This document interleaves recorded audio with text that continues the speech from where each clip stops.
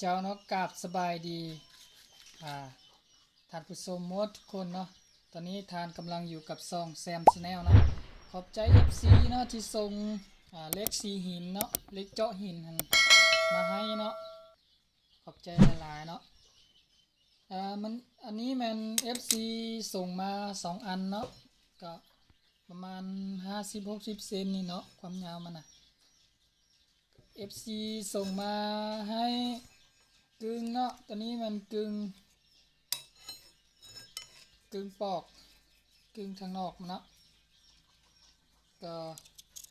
ความใหญ่ของมันเนาะโดยประมาณ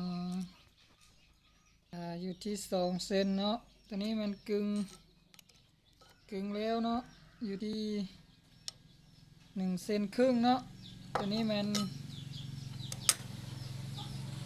ไม่กึ่งเลยเนาะกึ่งแล้วปัจจุบันนี้เนาะก็ปุ๊บอันนี้เนาะมันหยาบหน่อยนึงเนาะเพราะว่าบ่แม่นตัวกึ่งยาวเนาะนี่มันเฮากึ่งมันเทอละน้อยเนาะก็เลยกึ่งไปน้อยนึงเนาะแล้วก็ช่วงนี้ติดเวียกได้นี่ก็เลยกึ่งใส่เวลากึ่งก็กึ่งหน่อยนึงเนาะประมาณ10 เซน20 เซนเนาะกึ่งไปก็แล้วเนาะก็เดี๋ยวจิติดต่อทาง FC แล้วก็จิส่งกลับไปเนาะส่งกลับไปให้เนาะก็ FC ทานใดเนาะที่ว่าสนใจอยากกึ่งเนาะติดต่อได้เนาะถ้ารับได้แล้วจิรับเนาะรับกึ่งให้เนาะแต่ถ้ามีเวียกเนี่ยก็บ่สร้างว่าเนาะสำหรับเล็กกึ่งเล็กตัวนี้เล็กสีหินนี่มันแข็งเนาะก็ FC ที่ส่งมาก็ขอโทษขออภัยเนาะเพราะว่าได้ใส่เวลาเนาะเพราะมันกึ่งนี่มันกึ่งใหญ่กึ่งกินหลายมันก็บ่ได้เนาะจำเป็นค่อยๆกึ่งเนาะกึ่งเทละนิดเทละหน่อยเนาะต้องใส่เวลาเนาะ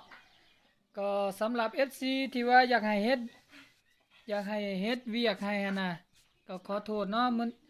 ทางเมืองเฮานี่ฝนฟ้าอากาศมันก็เปลี่ยนแปลงเนาะตกฝนตกนี่ก็10 ปลายมือแล้วเนาะอยู่นี่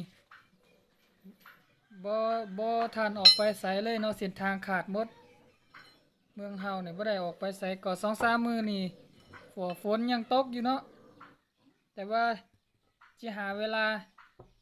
ไปซื้ออะไรเนาะไปซื้อเครื่องเนาะก็ว่า FC ติดต่อเข้ามาก็บ่ทันเฮ็ดให้เนาะเพราะว่าบ่มีอุปกรณ์แล้วก็บ่มี